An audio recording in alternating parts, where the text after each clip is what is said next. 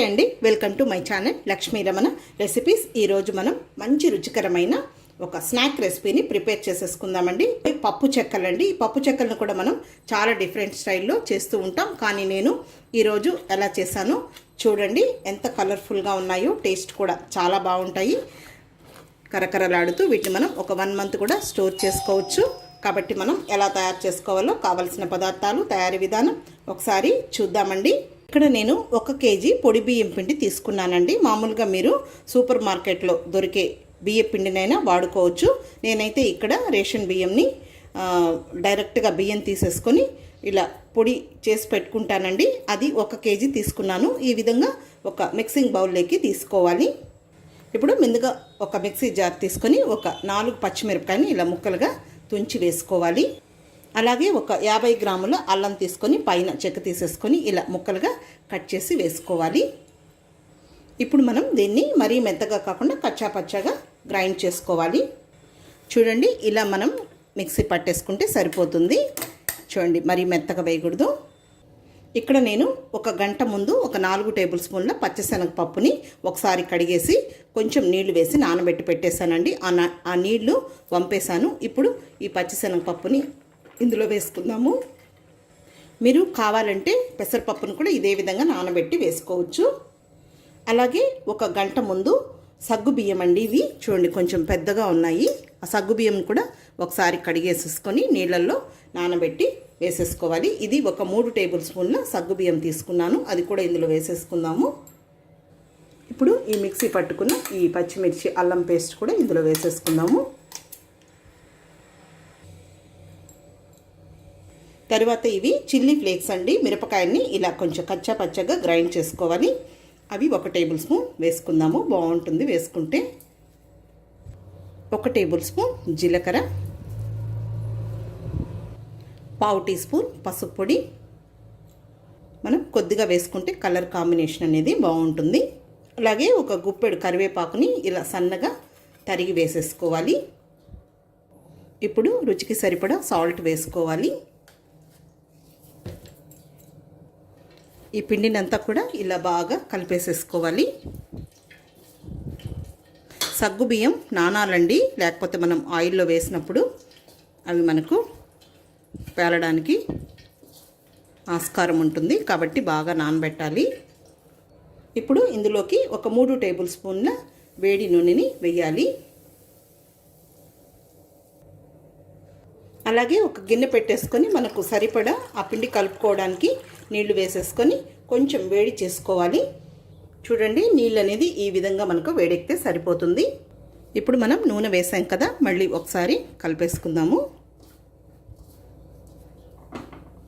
ఇలా కలిపేసిన తర్వాత ఇప్పుడు ఈ వేడి నీళ్ళని 1-2 సార్లుగా వేసేసుకొని మనం పిండిని చపాతీ పిండిలాగా గట్టిగా కలిపేసుకోవాలి.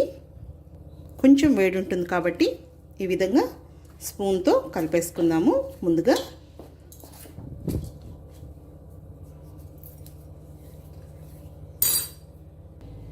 ఇంకా ఈ పిండినంతా కూడా ఇలా బాగా కలిపేసుకుందాము.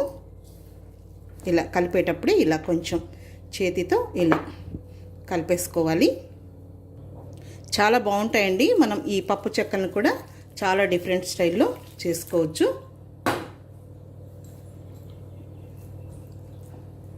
తర్వాత నేను ఇక్కడ వేడి నూనె వేసాను కదండి. మీరు కావాలంటే బటర్ కానీ తర్వాత నెయ్యి కానీ కూడా వేసుకోవచ్చు. చూడండి, మనం వేసిన ఆ చిల్లీ ఫ్లేక్స్ అవన్నీ కూడా ఎంత బాగా కనిపిస్తున్నాయో.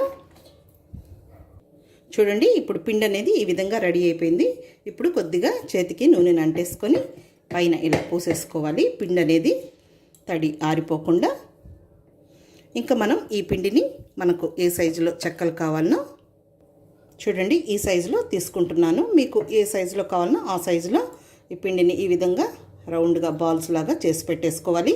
ఒక 10 అలా చేసి పెట్టుకొని మనం తట్టే లోపల మిగిలిన బాల్స్ని కూడా చేసేసుకోవచ్చు. ఫ్రై చేసే ముందు ఇలా పిండి ముద్దని పక్కకు పెట్టేసుకొని ఇలా తీసుకొని ఇలా మనం రౌండ్గా చేసేసుకోవాలి. ఇప్పుడు ఇలా ఆయిల్ కవర్ తీసేసుకొని కొంచెం నూనెని అప్లై చేసుకోవాలి. కావాలంటే ఒక పొడి క్లాత్ పైన కూడా తడి చేసుకొని అలా కూడా చేసుకోవచ్చు. ఇప్పుడు మనం తీసుకున్నది ఈ పిండిని ఇలా పెట్టేసుకొని కొంచెం చేతికి నూనెని అద్దుకోవాలి. మరి మందంగా కాకుండా అలాగని పలుచగా కాకుండా ఇలా రౌండ్గా తట్టేసుకోవాలి. చూడండి, ఈ మందంతో తట్టుకుంటే సరిపోతుంది. కొంతమంది పూరి పైన ప్రెస్ చేసుకుంటారండి. నేనైతే ఇలాగే చేస్తాను. ఇప్పుడు మనం ఆయిల్ పెట్టేసుకొని ఫ్రై చేసేసుకుందాం. ఇంక ఇదే మెథడ్లో చేసేసుకోవాలి అన్నీ. ఇప్పుడు స్టవ్ వెలిగించుకొని ప్యాన్ పెట్టేసుకొని ఆయిల్ వేసేసుకుందాము.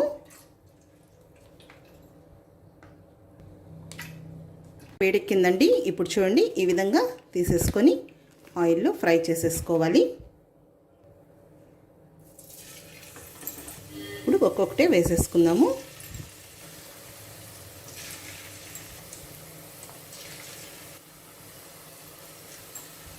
చూడండి ఎంత కలర్ఫుల్గా ఉన్నాయో.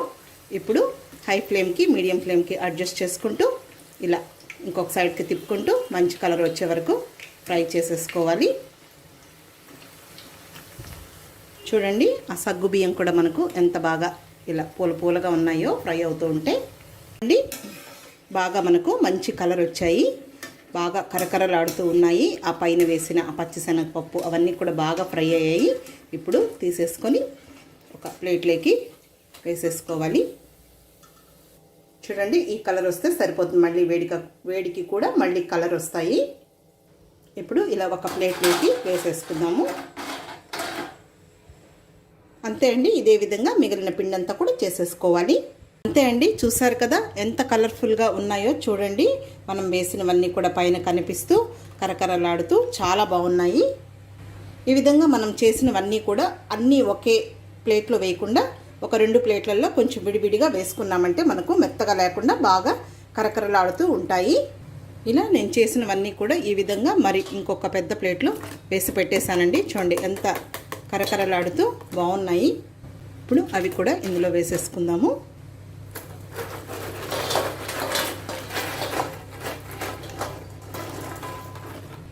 కాబట్టి అంతే అండి. చూసారు కదా, మీరు ఈ విధంగా ఒకసారి ట్రై చేసి చూడండి ఎంత క్రిస్పీగా ఉన్నాయో. చాలా కమ్మగా ఉంటాయి. మనం సగ్గుబియ్యం వేసాం, అవన్నీ వేసాం కాబట్టి తప్పకుండా ట్రై చేయండి. ఈ వీడియో మీకు నచ్చినట్లయితే నా యూట్యూబ్ ఛానల్ లక్ష్మీ రమణ రెసిపీస్ని కొత్తగా చూస్తున్న వారైతే నా ఛానల్ని తప్పకుండా సబ్స్క్రైబ్ చేసుకోండి. నచ్చితే లైక్ చేయండి, షేర్ చేయండి.